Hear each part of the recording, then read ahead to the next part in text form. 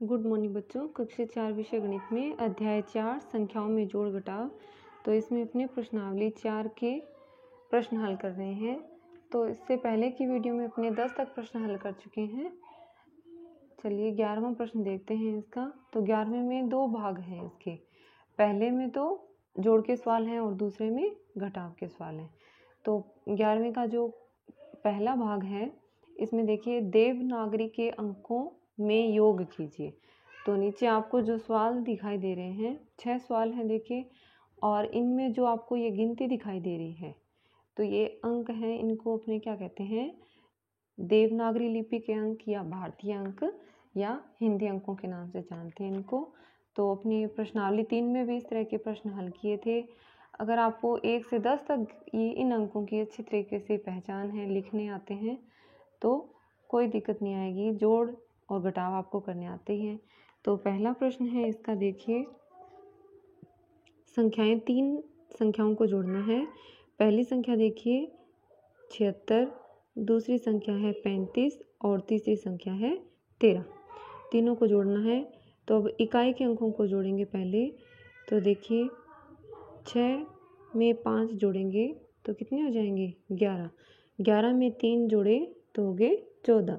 14 का 4 और हासिल होगी 1। फिर देखिए दहाई के अंकों को जोड़ते हैं। तो 7 और 3 10, 10 में 1 जोड़ा तो 11, 11 में 1 हासिल और जोड़ दी तो हो गए 12। तो इस तरह से ये जोड़ के सवाल करने हैं। जैसे इसका चौथा प्रश्न देखिए। अब इसमें 3 अंकों वाली संख्याएं हैं, 3 संख्याएं हैं, उसमें 2-2 अंकों वाली थी और नीचे के जो तीनों सवाल हैं इनमें 3-3 अंकों वाली है। तो पहली संख्या देखिए 892, दूसरी संख्या है 441 और तीसरी संख्या है 265। तीनों को जोड़ना है। तो पहले इकाई के अंकों को जोड़ेंगे। तो देखिए 2 में 1 जोड़ा तो 3, 3 में 5 जोड़े तो हो गए 8। हमें उत्तर भी इसी तरह से देवनागरी लिपि के अंकों में लिखना है। तो 2 और 1 3 और 5 8 हो गए, हासिल कोई नहीं है। फिर देखिए दहाई के अंकों को जोड़ेंगे। तो 9 में 4 जोड़े तो 9 और 4 13, 13 में 6 जोड़े तो 19, 19 का 9, हासिल 1। फिर देखिए 8 और 4 12, 12 में 2 जोड़े तो 14, 14 में 1 हासिल जोड़ी तो बन गए 15। तो इस तरह से ये सभी हैं जो जोड़ के सवाल हैं। तो आप बाकी के जो प्रश्न हैं ये स्वयं हल करेंगे। आगे इसके 11वें का दूसरा भाग देखिए। देवनागरी के अंकों में घटाव कीजिए। अब घटाव के सवाल हैं, ये भी 6 हैं। तो पहला सवाल देखिए इसका 2 अंकों वाली संख्या है। पहली संख्या देखिए 67 और दूसरी है 43। घटाना है 67 में से 43। तो देखिए 7 में से 3 घटाएंगे तो कितना बचेगा 4। फिर इसी तरह से दहाई का अंक देखिए 6 में से 4 घटाने पर आएगा 2। अब इसी तरह से इसका दूसरा और तीसरा प्रश्न है, ये आप स्वयं करेंगे। अब इसका चौथा प्रश्न देखिए। अब इसमें 3 अंकों वाली संख्या में से 3 अंकों वाली संख्या घटानी है।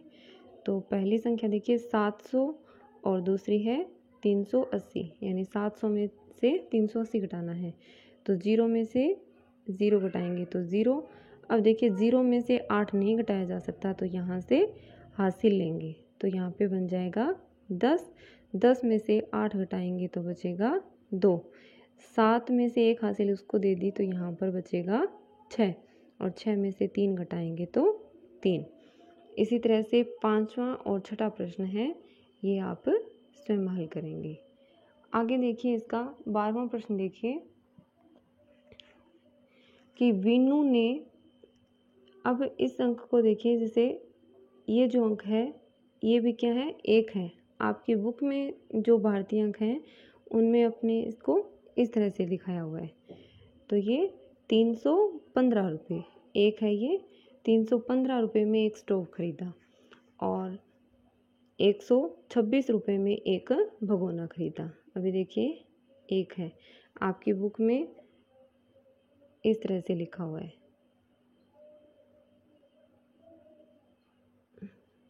126 रुपये में एक भगोना खरीदा। बताइए उसने कुल कितने रुपए खर्च किए। तो वीनू ने दो चीज़ खरीदी है, एक स्टोव और एक भगोना, दोनों के रुपए अपने को दे दिए और पूछा है कि कुल कितने रुपए खर्च किए। तो इसके लिए क्या करेंगे, जोड़ करेंगे। तो उत्तर लिखेंगे तो पहले की तरह ही क्या करना है, हमें प्रश्न में जो दिया हुआ है पहले वो लिख लेंगे। जैसे पहली लाइन में लिखेंगे कि वीनू ने एक स्टोव खरीदा बराबर 315 रुपये में। फिर दूसरी लाइन में लिखेंगे कि वीनू ने एक भगोना खरीदा बराबर 126 रुपये में। फिर तीसरी लाइन में लिखेंगे कि वीनू ने कुल रुपए खर्च किए। तो दोनों का क्या कर देंगे, जोड़ कर देंगे 315 रुपये। तो एक को मैं इसी तरह से लिख रही हूँ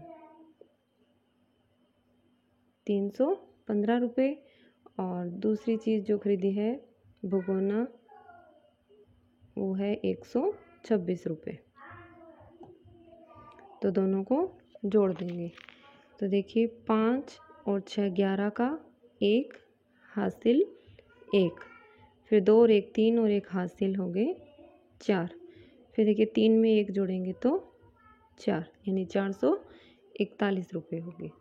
इसी तरह का 13वां प्रश्न है कि राधा ने कुल 500 कागज़ की थैलियाँ बनाई। दीपू ने उसमें से 269 थैलियाँ किराना व्यापारी को दे दी। अब राधा के पास कितनी थैलियाँ बची। देखिए ये जो अंक है ये है 9, और बुक में इसको इस तरह से लिखा हुआ है, तो ये 9 है। यानी कुल 500 कागज़ की थैलियाँ बनाई थी और दीपू ने उसमें से 269 थैलियाँ किराना व्यापारी को दे दी। अब राधा के पास कितनी थैलियाँ बची। तो इसमें क्या करना है, अपने को घटाव करना है कि 500 थैलियाँ थी और उसमें से 269 थैलियाँ किराना व्यापारी को दे दी। तो आप पहली लाइन में लिखेंगे कि राधा ने कागज़ की कुल थैलियाँ बनाई बराबर 500। फिर दूसरी लाइन में लिखेंगे कि उसमें से दीपू ने किराना व्यापारी को थैलियाँ दी बराबर 269। फिर तीसरी लाइन में लिखेंगे कि अब राधा के पास थैलियाँ बची। देखिए कितनी नहीं लिखना, ऐसे नहीं लिखना कि अब राधा के पास कितनी थैलियाँ बची।